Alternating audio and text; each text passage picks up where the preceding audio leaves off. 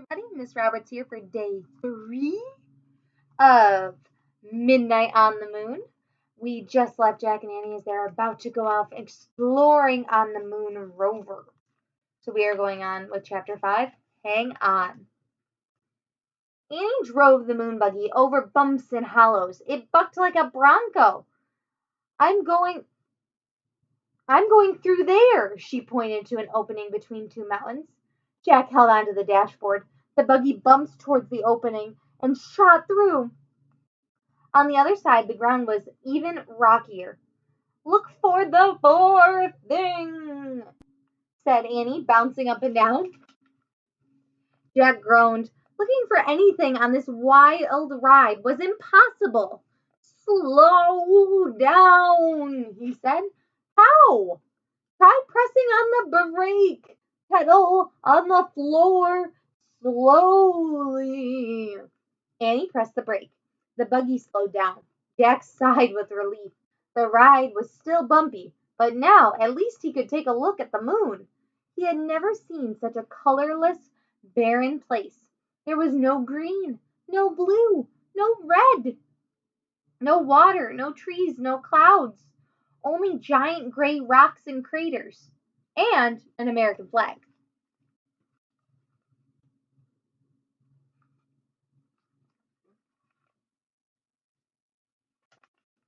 Oh man, said Jack, that's from the first astronaut who landed on the moon. And look, a telescope, said Annie. She drove near the flag and telescope. Then she put her foot on the brake until the buggy stopped. She pressed a button that said off. Then she and Jack hopped out. They took slow, giant steps to the site of the first moon landing. Wouldn't that be incredible? Beside the flag was a sign. Annie read it. Here men from the planet Earth first set foot upon the moon. July 1969 AD. He came in peace for all mankind. That's a good message, said Jack. He handed the moon book to Annie. Then he took out his notebook and pencil to copy the sign. Let's leave our own message, said Annie. What should we say? Said Jack. The same thing, said Annie. But we say we are the first kids. Jack turned to a new page in his notebook. In big letters, he wrote their message. Now we have to sign it, Annie said. Jack signed his name, and then he passed the notebook and pencil to Annie. She signed her name and passed the notebook and pencil back. Jack tore out the piece of paper. He put it by the flag. Today, the first kids from the planet Earth came to the moon. We came in peace for all children, Jack and Annie. No wind would ever blow the message away. No rain would ever fall on it. It would be there forever, unless someone moved it. Thinking of forever made Jack feel dizzy. He shook his head to clear his thoughts. Then he remembered the time. Had 2 hours passed? I wish I had a watch, he said. Standing up, we might be running out of time. Oh, wow, a moon man, said Annie. What? Jack turned to look at her. She was staring through the telescope. Jack walked over to the telescope. Annie stepped aside so he could look, too. Jack gasped. In the distance, something was flying above the ground. It looked like a giant man in a spacesuit. So you can see their message and the giant man in the spacesuit. Chapter 6, High Jump. Who is that? Said Jack. I don't know, said Annie, but we'll soon find out. She started waving. No, said Jack. He grabbed her arm. Let's go back to the base before he gets here. Why? Said Annie. We don't know who that is, said Jack. We don't know if he's friendly or mean or what. But we can't go back, said Annie. We haven't found the fourth M thing yet. We won't be able to go home. It doesn't matter. We can lock the door at the moon base until he goes away, said Jack. Then we can get new air tanks.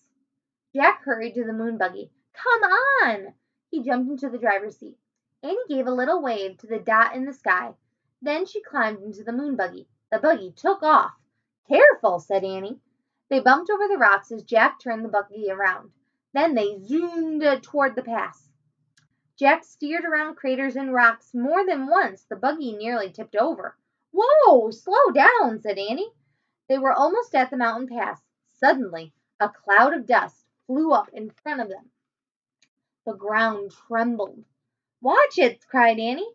Jack couldn't see a thing. He stepped on the brake and the buggy jerked to a stop. The dust settled. A giant rock had fallen into the narrow pass. It was stuck between the two walls of rock. They were trapped. Oh no. Jack quickly found a picture of the giant rock in the moon book. He read aloud, "Rocks of all sizes crash into the moon from outer space. These rocks are called meteorites." "We're lucky that meteorite didn't land on us," said Jack. "Yeah, and I guess it's too big to be the M thing," said Annie. She had climbed out of the moon buggy and was standing by the meteorite. It was more than twice as tall as she was.